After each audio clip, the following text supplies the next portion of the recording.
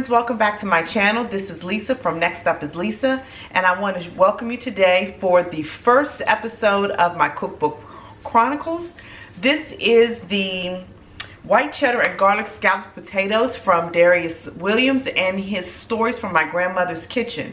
So stay tuned and I'll show you how to put this recipe together, and we'll come together after dinner tonight and we'll all let you know how everything came out. Okay guys, I'm going to go through the ingredients with you. Right here I have about 2.5 pounds of peeled sliced russet potatoes. I'm also going to have some black pepper. That's 1 tablespoon of black pepper. This is supposed to be 2 cups of shredded white cheddar cheese. I actually have about 4 cups here. I'm going to use a little bit for another recipe. I also have 1 tablespoon of cornstarch, 2 cups of half and half, 3/4 tablespoons of salt, 4 cloves of garlic, and don't let me forget the half a teaspoon of nutmeg. Also, I have 1 tablespoon of dried Italian seasoning. So these are all of the ingredients that we will need to put this white cheddar and garlic scalloped potatoes together. So through the magic of video, I'm going to just put this together real quickly. What we're doing is just mixing everything together. I'm starting with the 2 cups of half and half. I'm going to go along with the 1 tablespoon of cornstarch, and I'm going to mix those together very well.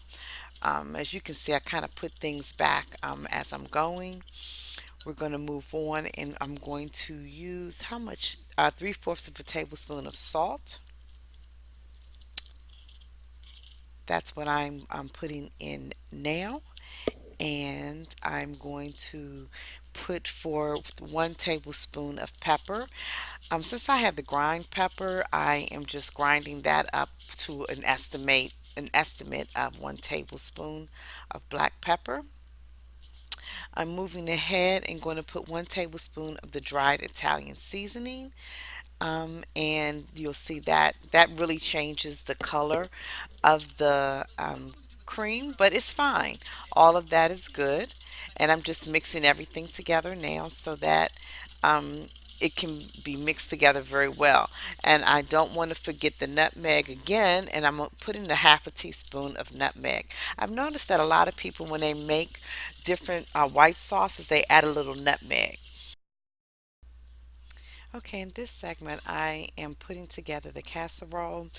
At first glance, I'm trying to decide if I'm going to put the casserole together without spraying the bottom of the container. I made a last minute decision to spray the bottom, but while I was actually discussing whether I should spray, I decided to use olive oil instead. And that's what you see me laying in the bottom of the container.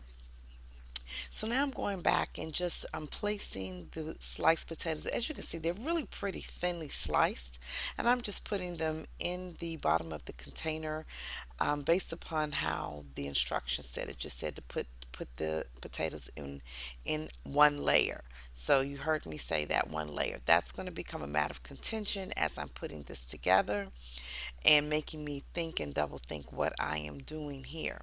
So here is the first layer.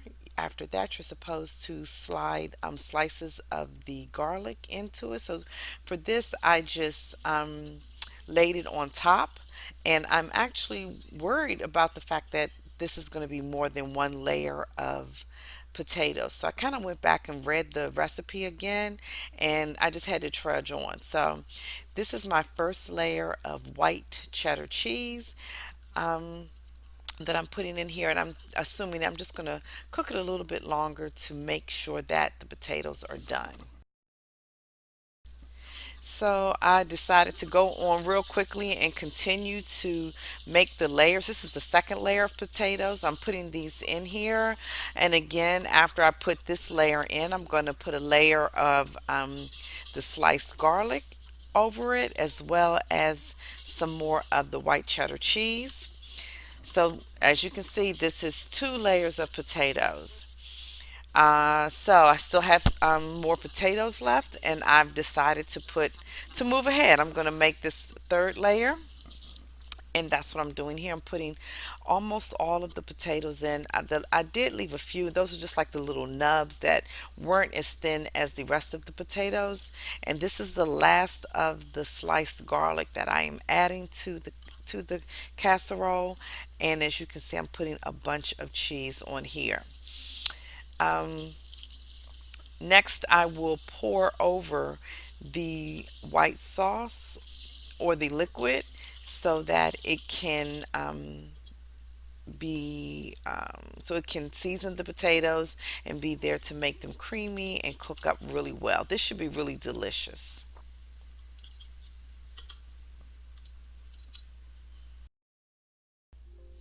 Okay, I am concerned about how high this casserole is and the three layers. So I did put tin foil on top of the casserole, and I'm going to sit that on top of another covered dish just in case it overflows. So let's see what happens.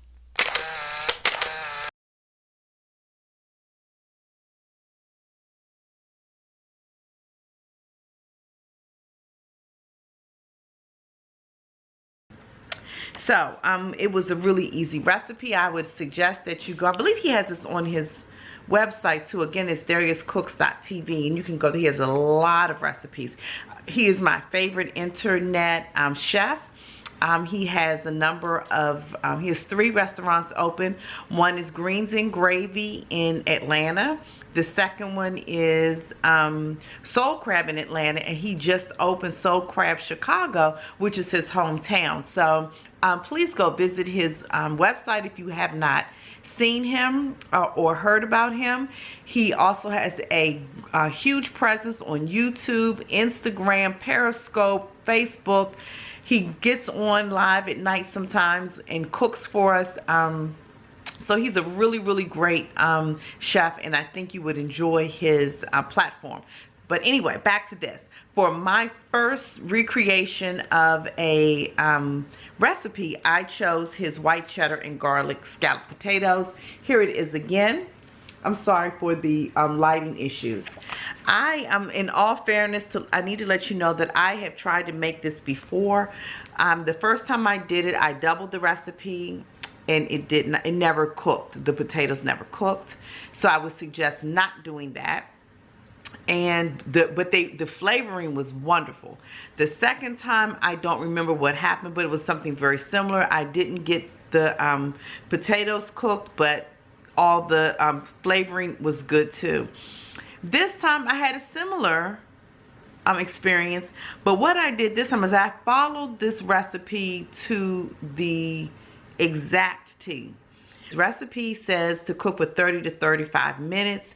I ended up cooking mine for about an hour and a half. I don't know what I'm doing different than he's doing, but 3 times in a row I did find out that my potatoes did not cook in the 30 to 35 minutes. So what I would say is that if you plan to make this recipe, excuse me, please plan on cooking it for longer than the recipe calls for, or maybe cook the potatoes first. My mom used to make a similar recipe, and she would boil her potatoes, not until they were totally done, but she would boil them for some period of time so that they did not have to cook. And I think if you were to do that, or let me say not you, but if I were to make this again and I would boil my potatoes first, I then believe that they would cook in the 30 to 35 minutes. Let me tell you this, they were fabulous. Cooked them an hour and a half, but they were fabulous. So this is definitely a recipe that I would recommend, but I would say be prepared to adjust the cooking time or boil your potatoes first.